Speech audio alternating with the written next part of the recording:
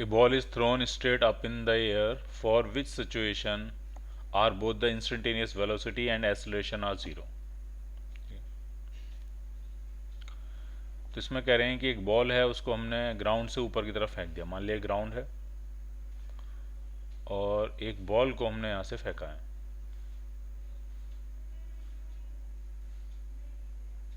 ऊपर फेंका किसी वेलोसिटी, मान लिया u से। तो पूछ रहे हैं किस सिचुएशन में, किस पोजीशन में, किस लोकेशन पे उसकी इंस्टेंटेनियस वेलोसिटी और एक्सेलरेशन दोनों ही zero.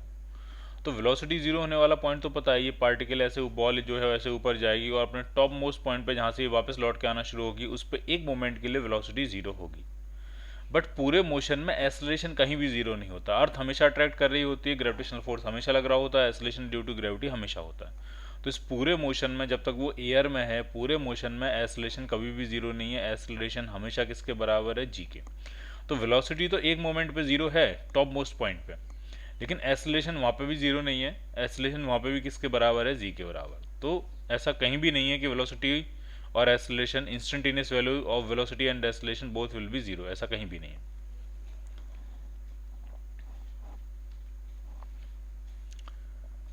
Body is dropped from a certain height, किसी हाइट से एक बॉडी को ड्रॉप किया गया है इस तरह से।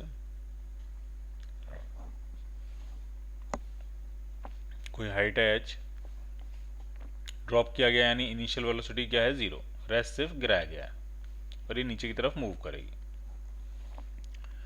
The time taken to travel first half of the height is greater than that of the second half. The time taken to travel first height is less than equal to second half। मतलब कुछ इस तरह की situation है, इस पूरी height को दो बराबर हिस्सों में बांटा गया, h/2 और h/2, और ये पूछ रहे किस में टाइम ज़्यादा लगेगा। तो ऑब्वियसली ऊपर वाले हिस्से में टाइम ज़्यादा लगेगा, क्योंकि वहाँ पे स्पीड कम होती है।